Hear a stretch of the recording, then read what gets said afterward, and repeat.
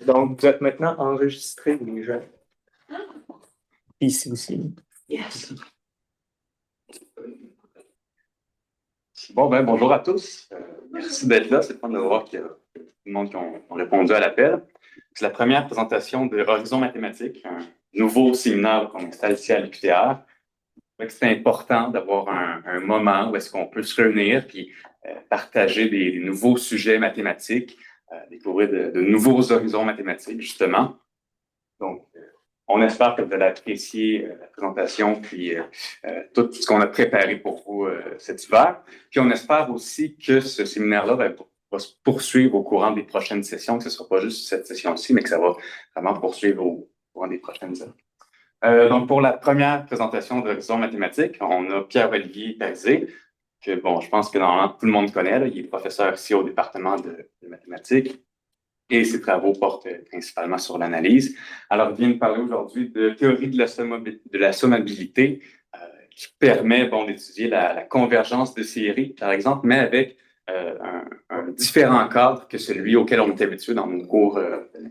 Alors, bonne présentation à tous. Merci.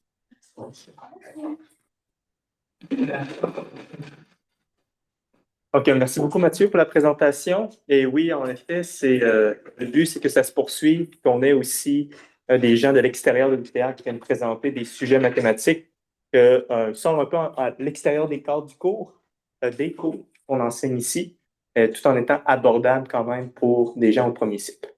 Donc, c'est moi qui casse la glace avec une première présentation. Donc, aujourd'hui, ce que je veux vous parler, c'est un peu des gens, je vois des personnes qui sont dans mon cours d'analyse 1. Donc, c'est un peu, on va aller au-delà de ce qu'on voit en analyse 1 un petit peu, tout en restant terre-terre, pas aller dans des trucs un peu flyés.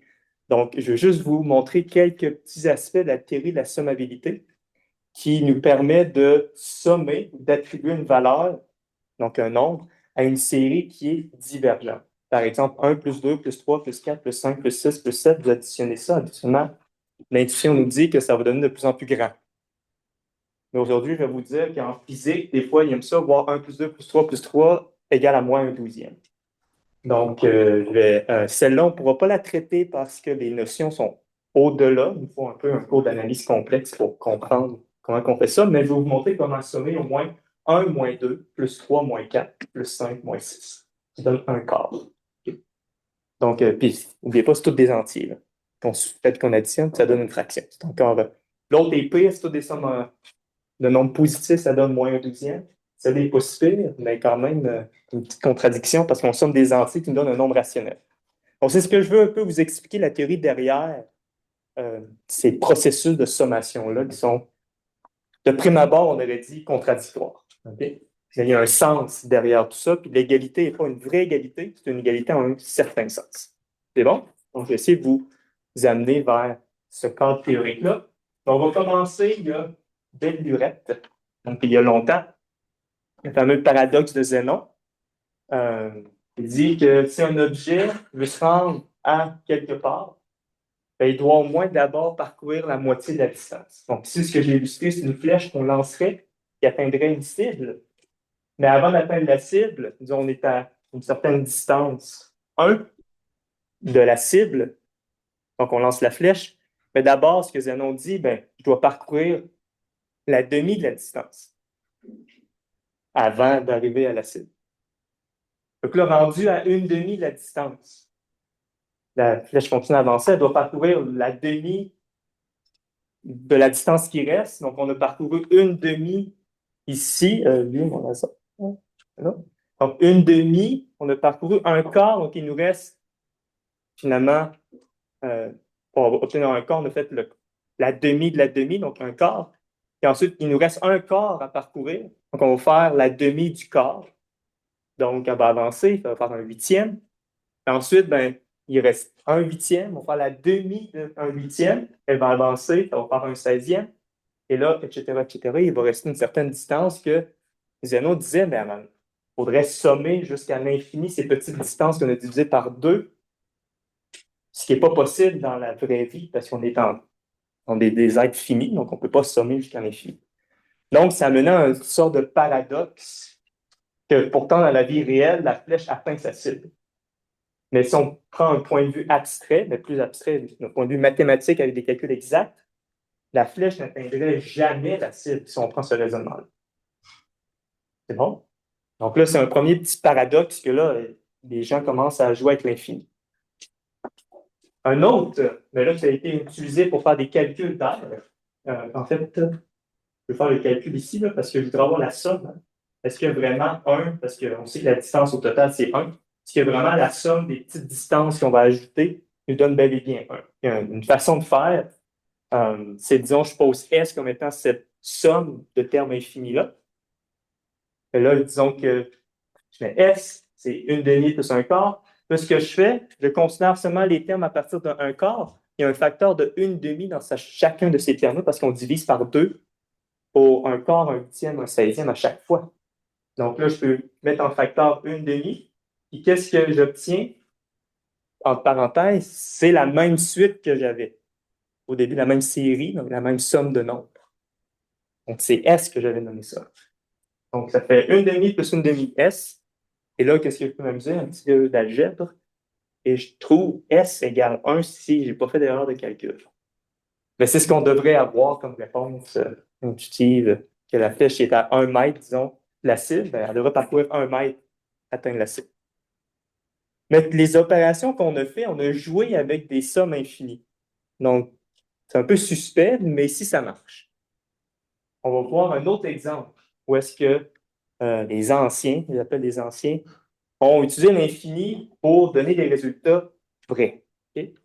Donc, Archimède, avec une méthode d'exhaustion, il a pu calculer l'air entre un segment, une portion de parabole, appelons ça comme ça. Là, le point A et B sont ici, c'est les points d'intersection entre une droite et la parabole. La technique qu'il avait pris, je prends le point milieu entre A et B et je le considère, je l'élève sur la parabole. J'appelle ça C. Okay? Et je considère le triangle suivant. Lui, il va être inscrit dans la région délimitée par la parabole puis le segment de droite AB. C'est quoi l'aire? J'appelle ça triangle. On ne sait pas c'est quoi, mais j'appelle ça triangle. C'est bon? Continue, mais c'est ça ici, je veux juste vraiment, c'est mon triangle de base. Éventuellement, l'aire totale de, de ma section ici de parabole va être fonction de l'aire de mon triangle de base. Triangle. OK? Donc là, je continue. Je prends les points milieux. Donc là, ici, C, il va être entre A et B au point milieu. Puis là, entre A et le point milieu de AB, je prends un autre point milieu, puis je les laisse sur la parabole, ça donne D. Je fais la même chose pour E. Et je continue, je relie les points A, D, C pour créer un triangle et C, E, B pour créer un autre triangle en l'air. Là, c'est quoi l'aire de ça? On peut montrer, c'est 1/4 fois l'aire du premier triangle. On continue comme ça. On prend les points milieu des tout petits segments.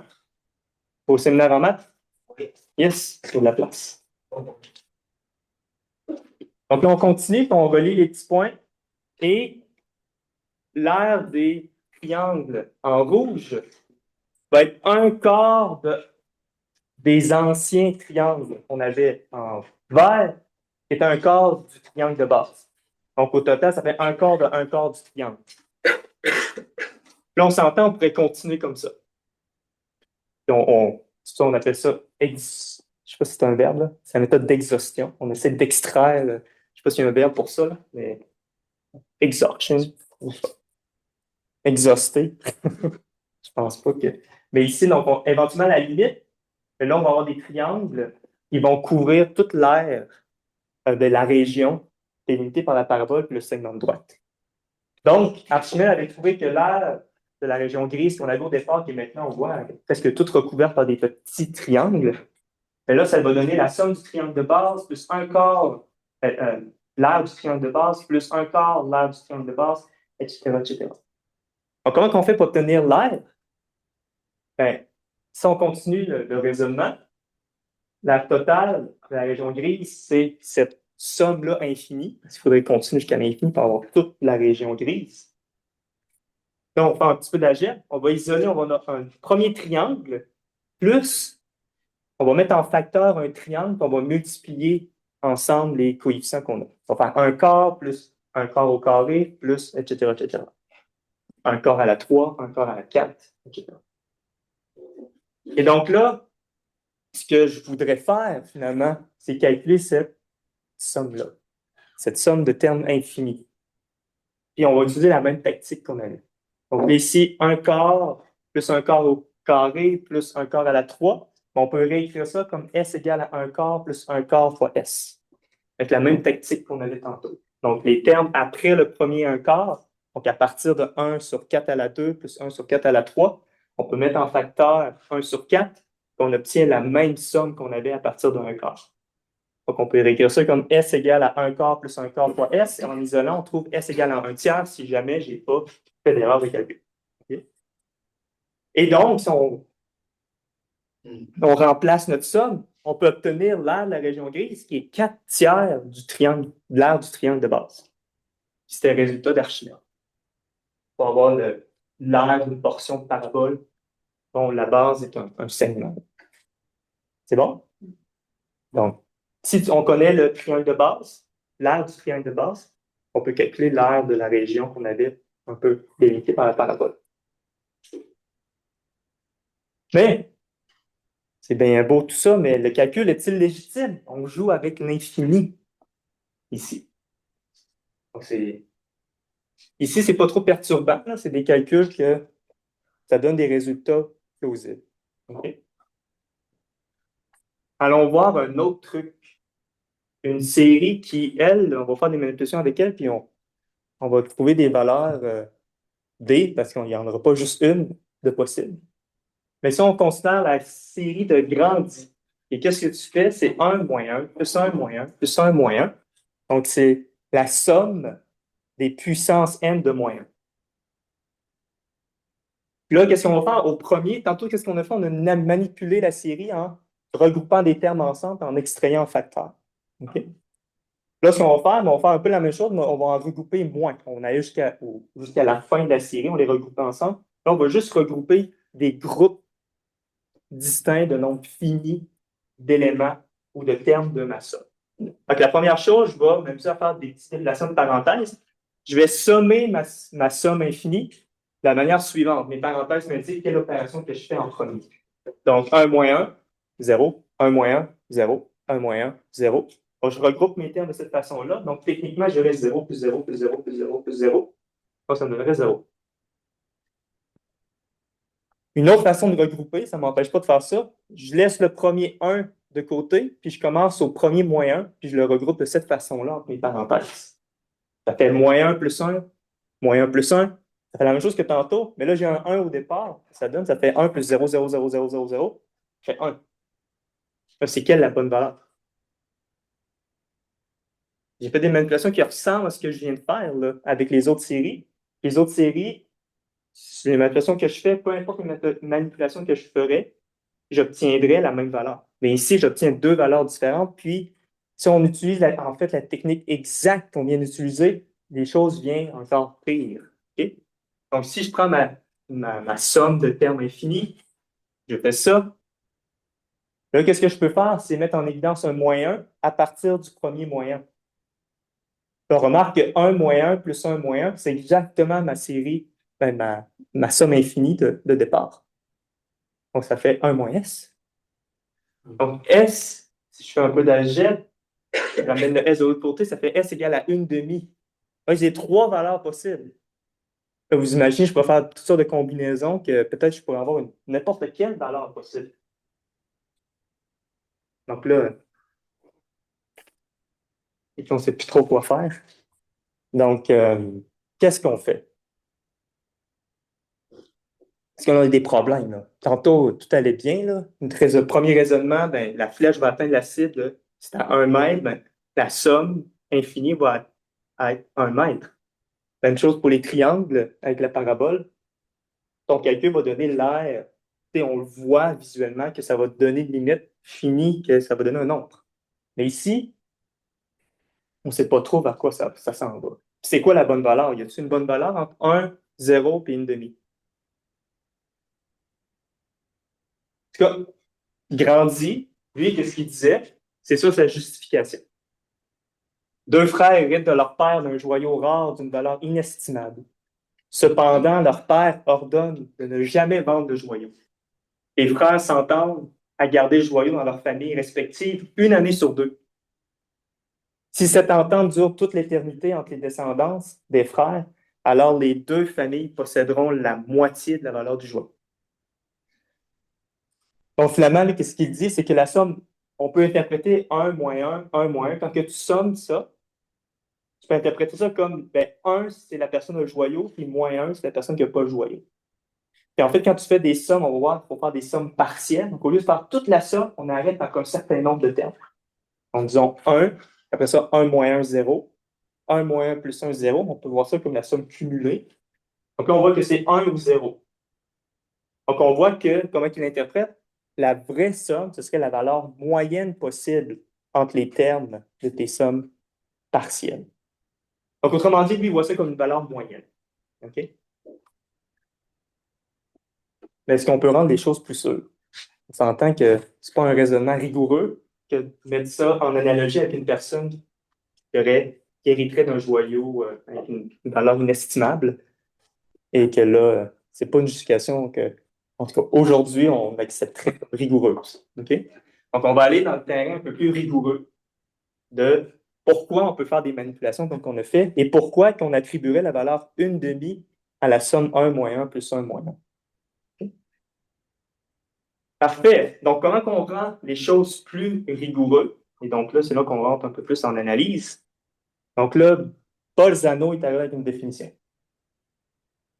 Pour sommer une série, on va considérer ces sommes partielles. Donc, les sommes partielles, ce que je fais, c'est je ne vais pas prendre tous les termes. Donc, je vais sommer seulement jusqu'à un certain nombre de termes. Donc, disons le énième dans ce cas-ci. Donc, les énièmes sommes partielles, c'est je considère les termes A0, A1, A2 jusqu'au énième terme et je somme seulement ces termes-là. Et les autres, je les oublie. Là, le prochain, ça va être N plus 1. Donc là, je vais ajouter le terme A indice N plus 1, etc., etc. C'est bon? Et là, on va dire que cette somme infinie-là, qu'on appelle une série, est dite convergente si la limite des sommes partielles existe. Donc là, qu'est-ce qu'on va faire? Si la limite des sommes partielles existe, ben, c'est un peu une chose naturelle. Donc, si on veut sommer un nombre de termes infini, on va d'abord sommer de manière finie, on va augmenter le nombre de termes qu'on somme. Si à la limite de ce processus, on considère tous les termes, si la limite existe, ben, ça va être notre limite de la somme des termes infinis. Une série. Donc, c'est ce qu'on attribue ici comme valeur, c'est la limite des sommes partielles. Si jamais ça n'existe pas, eh bien, elle est divergente. Okay. Donc, ici, là, on a des termes, c'est la suite quand on parle des limites, là, mais vous pouvez voir ça comme si vous avez une fonction qui définit f de x, comme qu'on voit au cégep. Là. F de x, on va évaluer la limite lorsque x tend vers l'infini. Donc, c'est la même chose. Okay? Et là, on a un n qui est discret, mais il tend aussi vers l'infini. Okay? Donc, c'est un peu le même processus qu'on fait. Donc, si on prend cette définition-là, on va aller chercher, voir est-ce que cette série-là converge pour voir au début ce qu'on a fait, est-ce que c'est valable. Ça a du sens. Donc, disons, on prend les sommes partielles de cette somme-là, série-là. Donc, n égale 1, bon, le premier terme, 1/2. Après ça, une valeur approximative, c'est à peu près 1/2. Après ça, n égale 2, on considère deux termes, 1/2 plus 1/4, ça donne 3/4. Si on prend 8 termes, on somme 1/2 plus 1/4, plus 1/8, plus 1/16, plus 1/32, plus 1/64, etc., etc. Ça donne 0,99609. Si on fait la somme jusqu'à 100, ça donne 0,999 avec 39 de 1. Donc, on s'entend, ça doit être proche de 1, ça. Pas de l'analyse numérique avec moi, là. Ça serait 1, techniquement. Okay? Donc, Python, il peut juste avoir 16 chiffres. Donc, il arrondit ça à 1. Donc, ça fait à peu près 1 lorsque n est grand. Okay?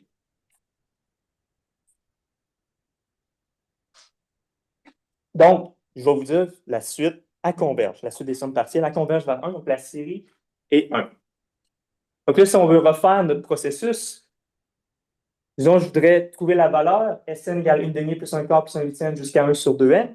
Là, je vais construire mes sommes partielles, puis mon but, c'est éventuellement d'aller jusqu'à la limite de cette somme-là. Donc, qu'est-ce que je vais faire? Je vais ajouter moins 1 et 1. Vous allez voir pourquoi.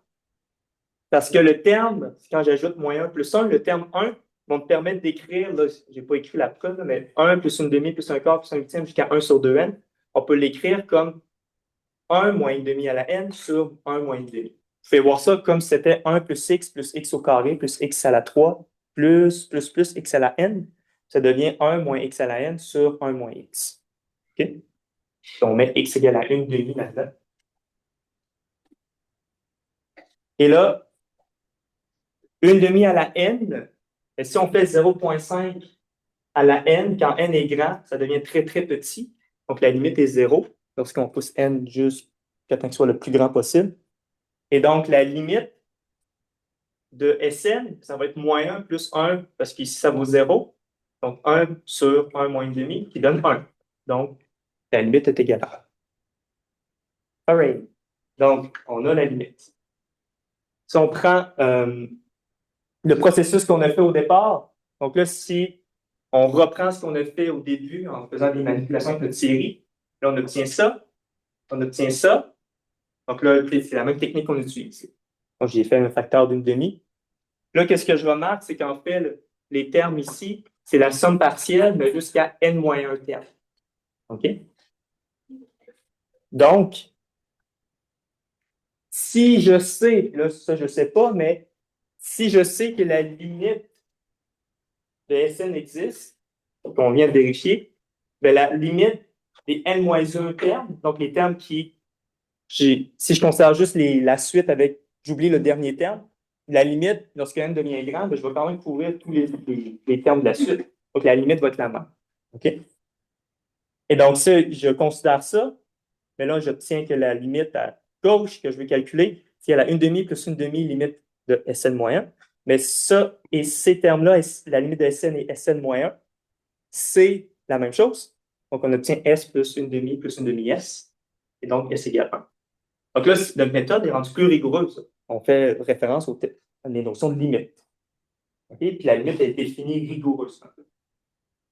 Si on passe à cette suite-là, on calcule les valeurs. N égale 0, ça fait 1. Donc, n égale 1, ça fait 1 moins 1, ça fait 0. 8, k égale 0 jusqu'à 8, ça fait 1. 0. Donc, ça oscille entre 1 et 0. Et là, la série, elle ne peut pas se décider vers où est-ce qu'elle va converger. Et donc là, on va dire qu'elle est divergente. Donc là, qu'est-ce qu'on fait? C'est, pour montrer vraiment que ça diverge, on va prendre la définition rigoureuse de convergence d'une suite. OK? Donc, si je veux que ma limite égale à S, ma suite Sn, bien, il faut satisfaire à cette condition-là. Je vais passer un peu vite là-dessus. Mais pour ceux qui commencent en analyse, ça s'en vient. Donc, pour tout epsilon plus grand que 0, il existe un n naturel tel que pour tout n plus grand qu'à la grand n, la valeur absolue de Sn moins S, c'est plus petit qu'epsilon. Donc, tout ça, ce que ça veut dire, c'est à partir d'un certain rang, à partir d'un certain terme de ma suite, bien, je vais être aussi proche que je veux epsilon de ma limite. OK? Donc, si on fait ça, je vais passer ça assez rapidement pour faire des calculs exacts pour montrer que, en fait, la suite, on va pouvoir contredire cette définition-là pour montrer que la suite de la série 1 moins 1 plus 1 moins 1 est divergente. OK? On va passer ça assez rapidement, juste pour conclusion, que la limite des Sn pour notre suite de 1 moins 1 plus 1 moins 1, donc la suite des sommes partielles, est divergente. Ça ne converge pas. Donc, on a un problème. On ne peut pas, notre méthode, ça ne fonctionne pas. Parce que là, on ne peut pas passer la limite de chaque côté, parce que la limite n'existe pas. Parfait. Donc, par quoi les méthodes sont rigoureuses pour finalement faire de quoi qu'il va y avoir du bon sens? Bon, c'est ça que je veux parler avec vous. Là, on va développer un peu de théorie de la sommabilité. Comment on fait pour rendre plus rigoureux la somme des 1 moins 1 plus 1 moins 1 est égal à 1 demi. Donc, il faut repenser notre notion d'attribution d'une valeur à une série. Donc, la définition qu'on avait de Bolzano, qui était la limite des sommes partielles, il va falloir abandonner ça puis avoir une nouvelle définition qui généralise cette définition. Donc, ça l'inclut la définition de Bolzano. Et ça l'élargit. Donc, ça l'inclut. Pour faire ça, il va falloir notre opérateur, donc la limite, notre opération de limite, il va falloir la retravailler un petit peu. On va une opération plus générale. Et enfin, il va falloir revoir des processus de comment on fait pour modifier nos termes de la suite des sommes partielles pour en faire un processus de sommation. Donc, ce qu'on appelle la technique de sommabilité. Okay? Méthode de 7-0, méthode 7-0 générale, méthode d'Abel, etc. Okay? Donc, aujourd'hui, je vais me concentrer juste sur la méthode de 7-0. Parfait, donc, ça ici, c'est un petit menu. Donc, éventuellement, vous voyez qu'on a pas mal de méthodes de 7-0, méthode de 7-0 d'ordre supérieur. On va le voir. Okay? On va sommer 1 moins 1 plus 1 moins 1 de manière rigoureuse. Donc, par quoi qu'on commence? Donc, ce qu'on a besoin, on a besoin d'un nouveau regard sur l'ensemble des suites. Là, j'ai mis nombre complexe C, c'est les nombres complexes. Donc, c'est juste que c'est valable pour les nombres complexes que je vais faire, mais si vous ne savez pas c'est quoi les nombres complexes, gardez juste des nombres ordinaires réels. OK? Donc, pi, racine de 2, 2, moins 1, etc. Et si vous savez c'est quoi des nombres complexes, sachez juste que ce que je vais parler aujourd'hui, ça s'applique aussi sur des nombres complexes. OK?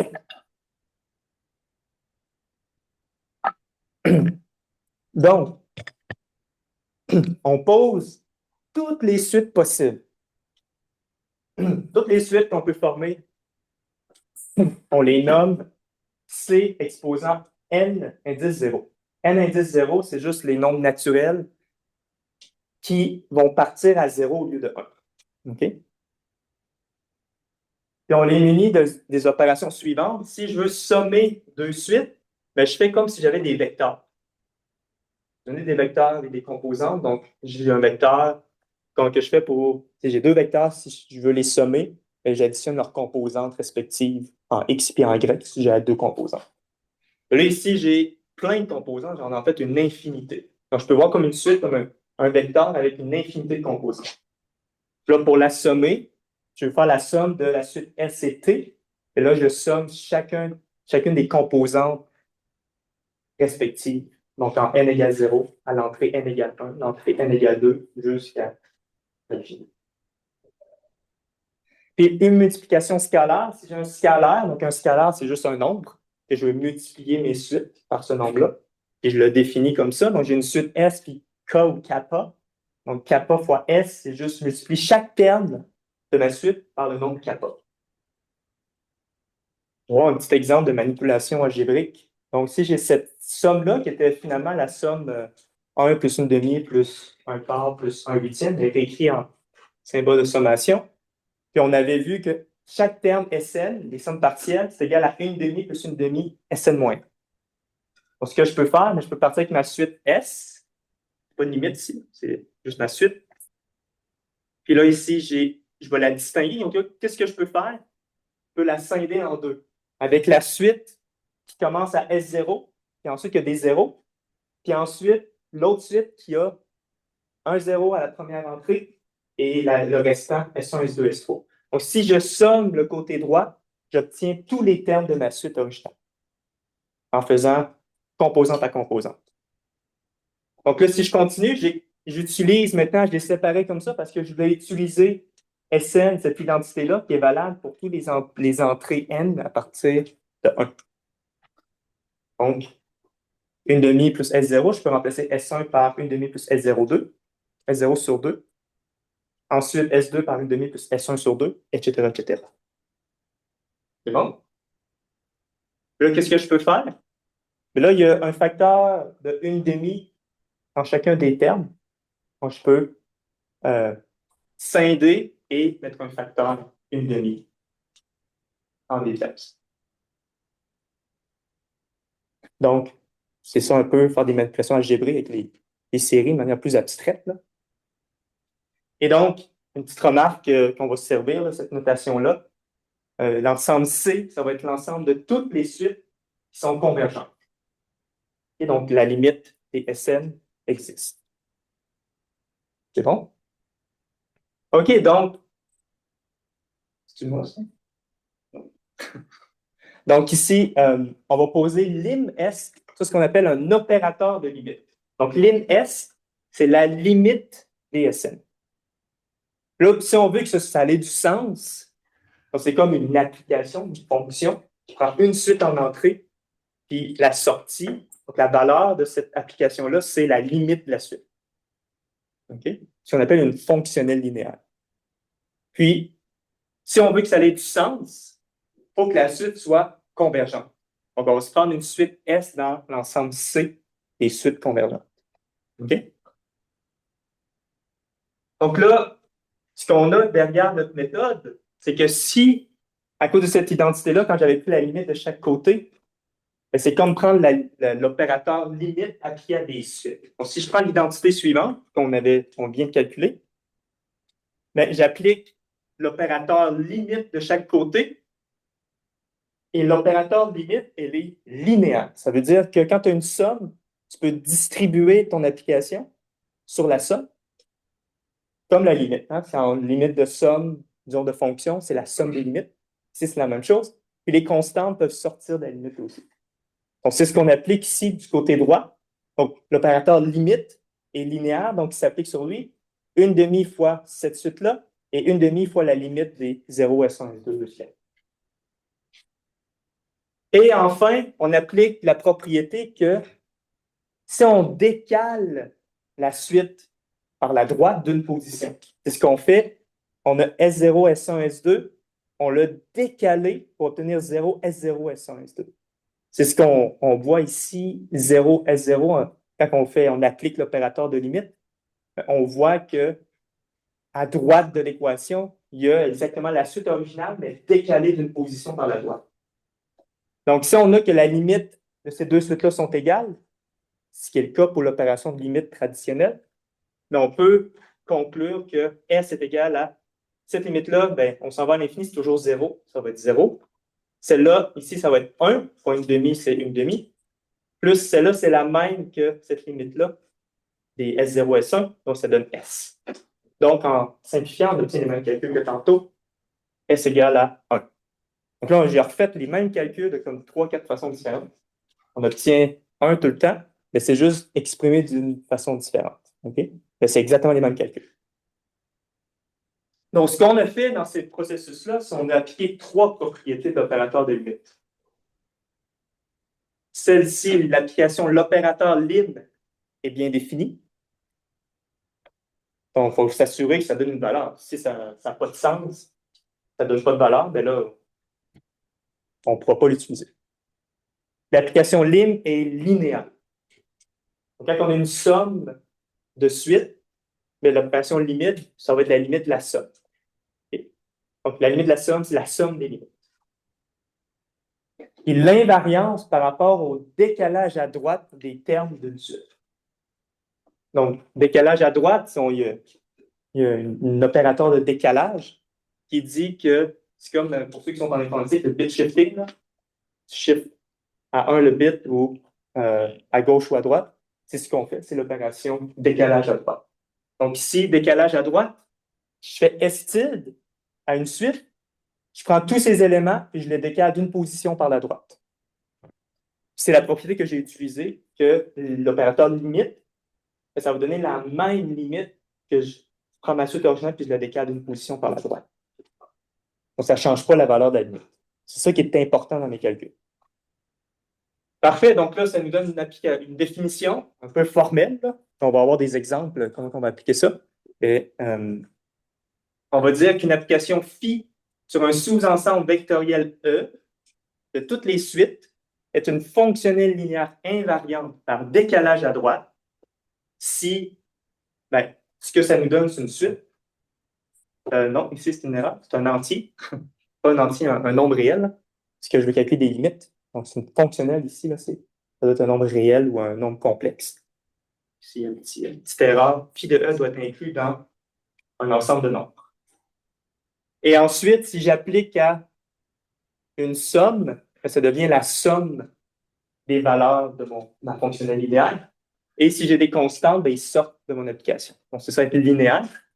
Et si j'applique ma fonctionnelle linéaire à l'opérateur décalage à droite, ça ne change rien à sa valeur. Donc, l'application phi, elle est invariante par le décalage à droite. C'est bon? Parfait. Donc là, on va aller chercher un autre procédé de sommation. La méthode avec 7 zéros. Donc, la méthode 7 zéros, qu'est-ce qu'elle dit de faire? C'est, je prends les termes généraux de ma suite, je considère ces sommes partielles, et je fais la moyenne des n premiers termes de mes sommes partielles. Donc, ce que ça donne, finalement, j'appelle ça sigma indice n. C'est la somme S0 plus S1 jusqu'à Sn divisé par n plus 1. Et puis ici, j'ai mis n plus 1 parce qu'en fait, il n'y a pas n termes, parce qu'on compte S0. Donc, on va faire la moyenne des n plus 1 termes parce qu'on on commence à 0. Et puis la raison pourquoi on commence à 0, c'est parce que j'avais utilisé ça pour les séries de Taylor. Les séries de Taylor, on commence à 0 la sommation. Okay? Donc, c'est ça. Donc, mais en fait, aujourd'hui, on va l'utiliser pour sommer des séries. Mais l'idée originale de cette une sorte d'application, une sorte de modification de ma suite des sommes partielles, c'était en fait une manière de obtenir une sorte de multiplication, un résultat sur une multiplication de séries. Donc, pour ceux qui vont faire l'analyse 2, là, ou qui ont déjà fait l'analyse 2, vous avez sûrement vu le produit de Cauchy entre deux séries. Puis pour que le produit converge, il faut que les deux séries soient absolument convergentes. Et si on modifie la convergence de séries par ce qu'on va voir en termes des moyennes de 7 zéros, mais en fait, on a juste besoin que les séries convergent, que le produit de Cauchy va converger au sens de 7 zéros par une certaine valeur qu'on va définir en ce moment. Okay? Donc, c'est sa motivation 7 zéros d'avoir introduit ces moyennes. Okay? Donc, on va appliquer ce processus-là à cette série-là, moins 1 à la n, qui est 1 moins 1 plus 1 moins 1. Donc, il faut distinguer deux cas, parce que ça va dépendre de si notre entier est pair ou impair, pour faire calculer exactement sigma n. Donc, je vais supposer que n est pair, donc il est de la forme 2 fois un entier que je nomme L. Donc, si je fais la somme, ma somme est SK sur n plus 1, mais là, je vais faire 1 plus 0 plus 1 plus 0 plus 1, blablabla. Ça va être ça ma somme. Là, j'ai combien de termes? Là, j'ai 2L. Donc, je vais avoir un nombre, combien de 1? Je vais en avoir L plus 1. Okay? Parce que je finis à la fin avec un 1 de trop. Parce que je finis avec un nombre pair. Donc, juste avant le 1, là, on a exactement le même nombre de 0 et de 1, soit L1 et L0. Puis à la fin, comme je finis avec un nombre pair, ma puissance, c'était moins 1 à la n, donc j'en ai 1 de plus. Ça fait L plus 1 sur n plus 1. Là, si je remplace, je sais que n égale à 2L, donc ça fait que L égale à n sur 2. Il y avait un petit peu d'algèbre, ça nous donne, si n égale à 1 demi, je remets ça en n. 1 demi fois n plus 2 sur n plus 1, donc 1 demi plus 1 sur 2 fois n plus 1. Ça, c'est la valeur de sigma n pour n pair. Si je fais pour impair, là, ici, je vais avoir jusqu'à 2L plus 1, puis à la fin, je vais avoir exactement L plus 1, 1, puis L plus 1, 0. Ils vont être en part égale. Je vais avoir encore L plus 1 sur N plus 1. On a dit qu'on a le même résultat, mais là, notre N est différent.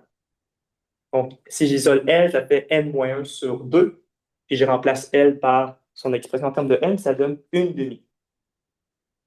Donc, pour les entiers impairs, ça donne exactement 1 demi, puis c'est correct parce qu'ils se balancent. En impair, tu as autant de 1 que de 0. Donc, ça va donner N plus 1 sur 2, donc N plus 1. OK? 1 demi. N plus 1 divisé par 2, divisé par N plus 1, ça donne 1 demi. Donc, on a ça. Donc, finalement, on vient de squeezer sigma n dans deux valeurs possibles, 1 demi et 1 demi plus 1 sur 2 sur N plus 1. Donc, ceux qui vont faire analyse 1 ou qui ont fait analyse 1, il y a un joli théorème qui nous dit que ça doit converger, le terme des gendarmes, parce qu'une demi tend vers une demi, et une demi plus 1 sur 2 n plus 1 tend vers une demi. Parce que le terme 1 sur n plus 1, une demi est tellement petit qu'on peut le négliger à la limite. Donc, sigma n tend vers une demi. Ça ne vous dit pas quelque chose, ça, une demi-là? C'est ça qu'on l'a calculé là, au début. Oui. Exact. Donc là, on vient de retrouver une valeur que Grandi avait justifiée avec son joyau. Là. Et c'est Donc, deux, hein? et c'est deux frères. Oui, deux frères.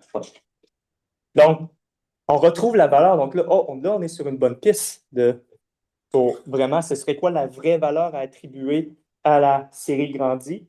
C'est une demi. OK? Parce que là, on vient de faire, on prend la philosophie de Grandi qui dit qu'en moyenne, c'est quoi? Ça devrait être une demi. OK? Parce que quand on fait les sommes partielles, c'est soit 0, soit 1. La bonne valeur, la valeur entre 0 et 1 qui est une demi. Donc, c'est ce que les moyennes de 7 zéro nous donnent. Donc, là, on voit que la série de Grandi, si on calcule ces moyennes de 7 zéro, donc juste ces moyennes des termes de la somme, la suite des sommes partielles, mais ça converge. Donc là, c'est là qu'on va se dire, ben, cette valeur-là, on va l'utiliser pour définir la somme de la série. Donc, on va dire qu'une série est dite sommable au sens de 7 zéro si la limite des moyennes de 7 zéro, donc la moyenne des n premiers termes de notre série, existe. Et dans ce cas-ci, on va lui attribuer une valeur. On va dire que la somme, puis ici, c'est un deux points égal, mais le égal, je définis ma série, la valeur, comme étant cette limite-là des sigma n. Donc là, mais ce n'est pas un vrai égal. Le égal entre guillemets, là, parce qu'égal, il y a plein de définitions. Là. Donc, quand on met égal, il faut bien sûr comprendre c'est quoi la définition d'égal. Égal entre des ensembles, égal entre des nombres réels, égal entre des nombres entiers, égal entre toutes sortes d'objets, égal entre des fonctions, etc. Donc, l'égal prend beaucoup de sens dans différents contextes. Okay? Donc, ici, notre égal va dire que la série, on va lui attribuer cette valeur. Donc, ce qu'on peut dire maintenant, c'est que la somme de la série de Grandi nous dit que sa valeur au sens de ce zéro, c'est une demi. C'est bon? Donc là, on vient sommer notre première série d'une manière rigoureuse. Vous devriez être tout en l'air en train de...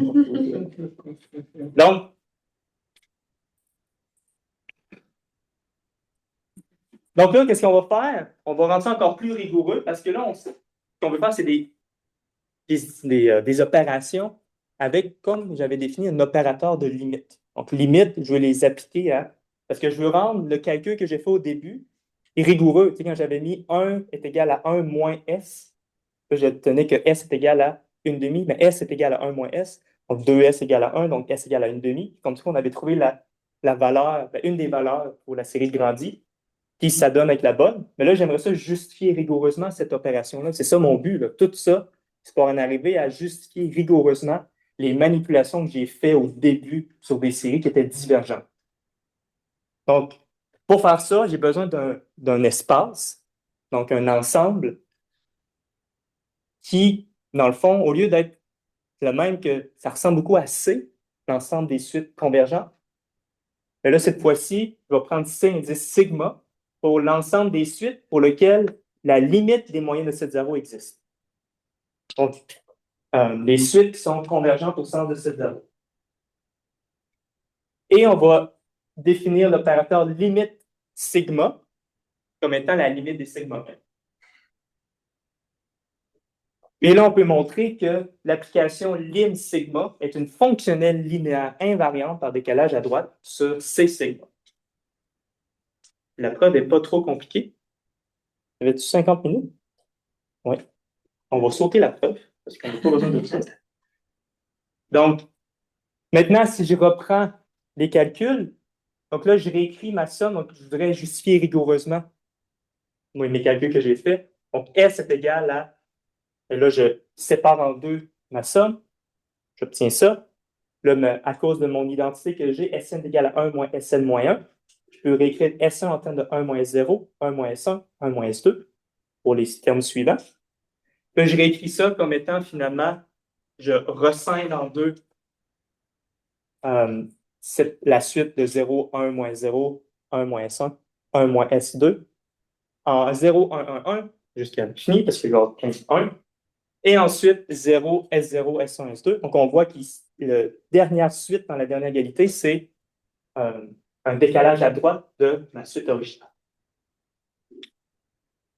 Donc, je vais le nommer comme ça, un tilde et S tilde. Et donc là, qu'est-ce que je fais maintenant? On va appliquer l'opérateur de limite. Et comme la limite est linéaire, là, ici, le théorème qu'on aurait montré. Ici, limite sigma de S, ça va être la limite sigma de ça, de cette suite-là, 1, 0, 0, 0, plus limite sigma de 1 tilde, moins limite sigma de S tilde. Là, on sait que c'est invariant par décalage à droite. Donc, on obtient la même valeur entre limite sigma S et limite sigma S tilde. Et la limite de 1, mais si on fait la moyenne de la suite 1, 0, 0, 0, 0, ça va donner 1 sur n plus 1. Parce que le premier terme va être 1, puis tout le restant va être 0. On va juste ajouter des 0 tout le temps. 1 sur n plus 1, ça tend vers 0. Donc, la valeur que j'ai ici, S est égal à 0 plus 1 moins S, devient finalement S égale à 1,5. Donc là, on vient de prendre les opérations qu'on avait au début, on vient de mettre dans un cadre rigoureux théorique pour satisfaire notre esprit rigoureux. Okay? Pour être sûr que tout est correct. Je peux poser une question. Oui. Je ne comprends pas très bien pourquoi la première limite donne 0. Ici, la première limite, c'est on a la suite, on prend ça comme étant Sn. Donc S0, c'est 1. S1, c'est 0. S2, c'est 0. S3, c'est 0. Donc, quand on fait la moyenne de ces 0, parce qu'il faut faire ça avant, après on applique la limite. Quand on fait la moyenne, ça va faire 1 plus 0, 0, 0, 0, 0, 0. Donc, au bout du compte, le numérateur dans la moyenne de ces 0 donne juste 1 sur le nombre de termes, mais il y a de plus en plus grand. Ça tend vers 0. Parfait. Donc là, la méthode de set 0, elle généralise la notion de convergence classique. Donc, si Sn tend vers S, alors sigma n va tendre vers S. L'inverse n'est pas vrai. On vient voir avec grandi. Les sommes partielles ne convergent pas, mais les moyennes de set 0 convergent. Et donc, ça vient généraliser. Au moins, ça préserve les notions qu'on est habitué pour la limite standard. Ça préserve ces limites-là, mais ça les étend aussi. On peut sommer plus de choses. Donc, autrement dit, toutes les suites convergentes vont être set 0 convergentes et la limite reste inchangée.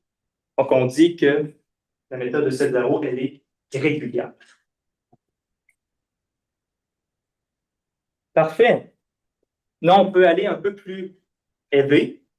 Il me reste 3 minutes, là, mais je vais clore ça assez rapidement. Je peux aller un peu plus général et avoir des méthodes de set 0 d'ordre alpha. OK?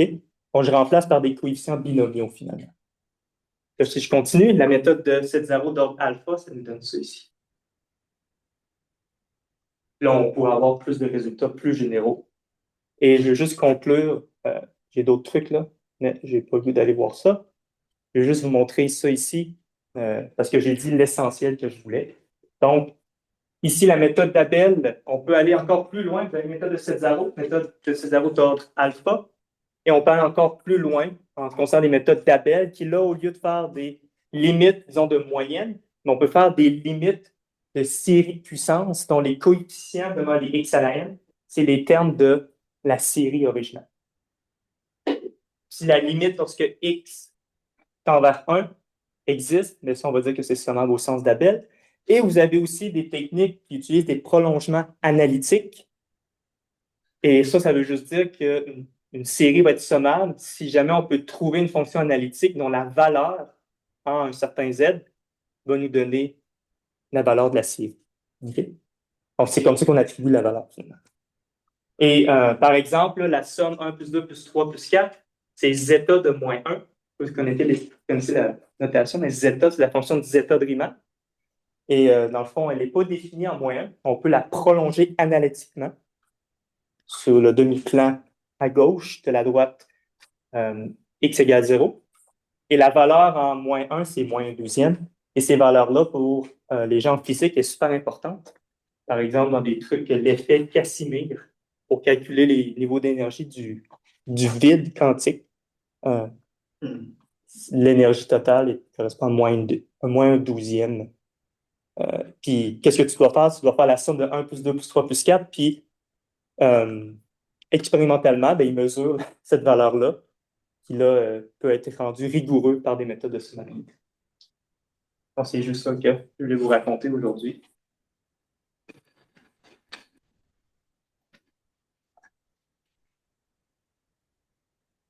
J'ai des questions. Pierre,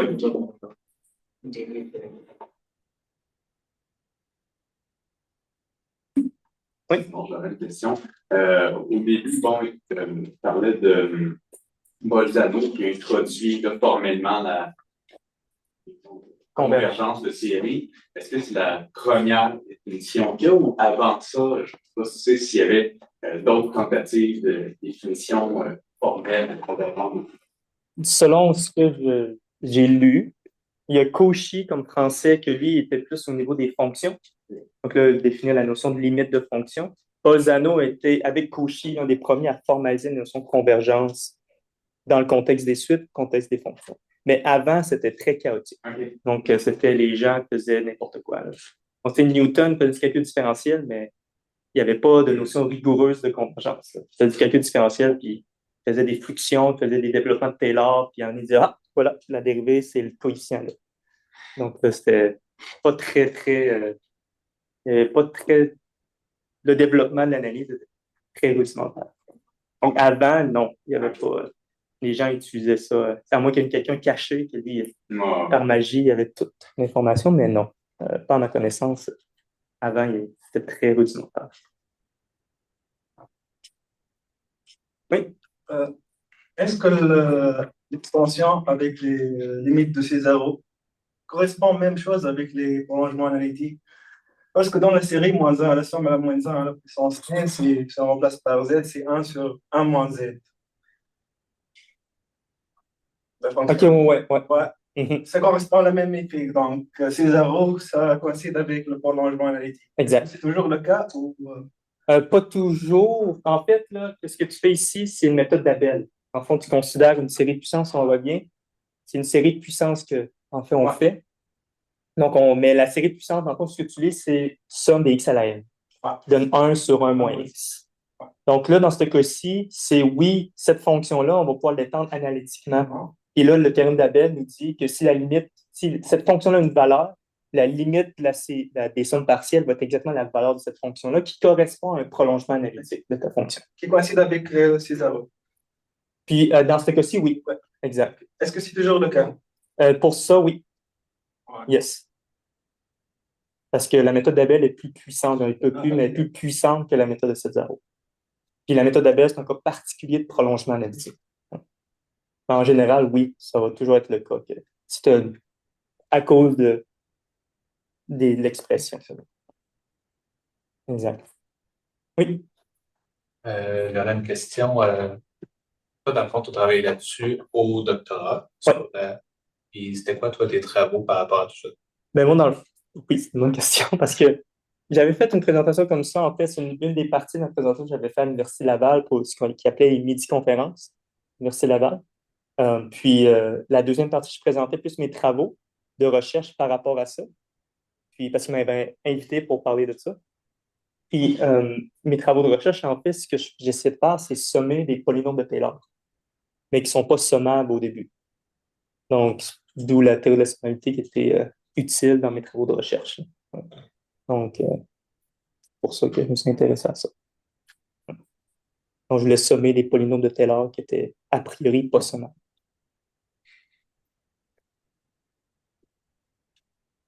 Oui, Sébastien, il y a une question. Vous m'entendez bien? Mm-hmm. Parfait.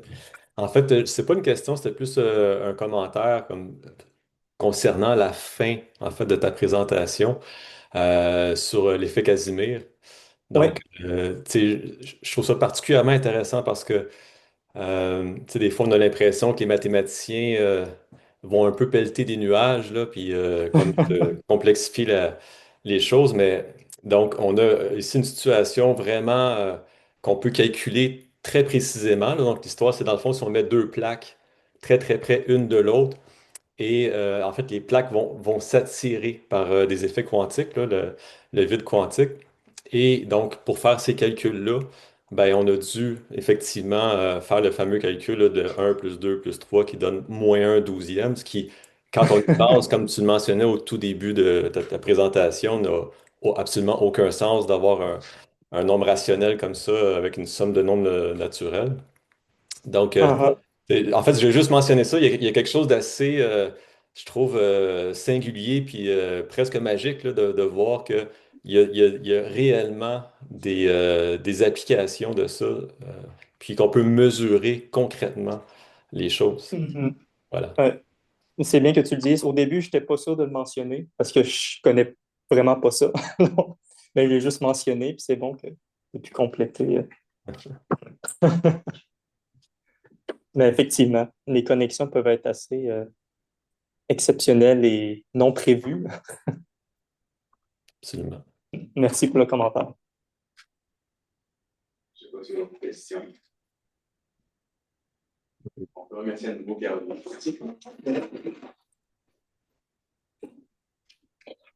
Voulez-vous savoir c'est quoi la somme 1 moins 2 plus 3 moins 4?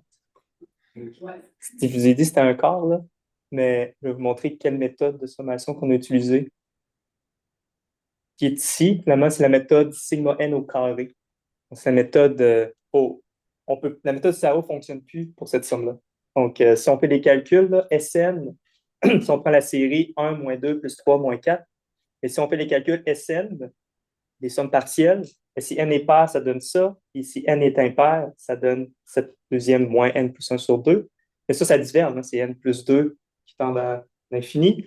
Et l'autre, la même chose, c'est n plus 2 sur n plus 1 pour n pair, mais 0 si n est impair. Cette suite-là, n plus 2 sur n plus 1 tend vers 1, tandis que l'autre, quand il passe, tend vers 0. Il y a deux limites possibles, donc ça diverge. Et enfin, si tu fais sigma, donc là, ça ne marche plus, les moyennes c'est 0. Si tu passes au deuxième niveau, sigma n2, là, tu peux calculer, obtiens ces deux valeurs-là pour si n est pair ou n est impair. Donc, n plus 4 sur n plus 1 fois un quart, n plus 3 sur n plus 1 fois un quart. Donc, quand tu prends la limite, ça donne un quart. Donc, finalement, la série 1 moins 2 plus 3 moins 4 plus 5 est sommable vers un quart au centre de 7 zéros d'ordre 2. Donc, il faut changer un peu maintenant de méthode pour les sommer. Donc, c'est ça que, comme Sébastien disait, là, il y a toute une stratégie, que parfois il y a des calculs comme ça. Puis en fait, cette série-là est dans les calculs pour calculer d'une autre façon au lieu de la fonction de Zeta-Riemann. On peut calculer d'une autre façon 1 plus 2 plus 3 plus 4 en utilisant la valeur de cette série-là et la série grandie. Ça, c'est Ramanujan qui avait fait cette technique-là, qui est un peu d'algèbre en utilisant les méthodes qu'on a vues au début, là, faisant comme on en facteur une demi ou un quart. On fait un peu d'algèbre pour isoler la valeur S. Dans notre équation, comme S égale à 1 moins S, par exemple, on isole S. On peut calculer la série 1 plus 2 plus 3 de cette manière-là aussi. Donc, c'est ça. Merci.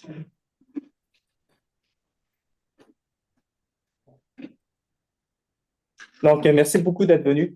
Puis on va continuer comme ça. La prochaine, c'est Guillaume.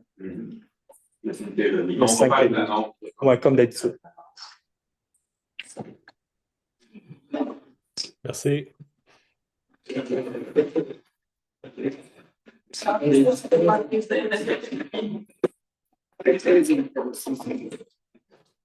Donc là, Arrêtez de terminer l'appel, ça va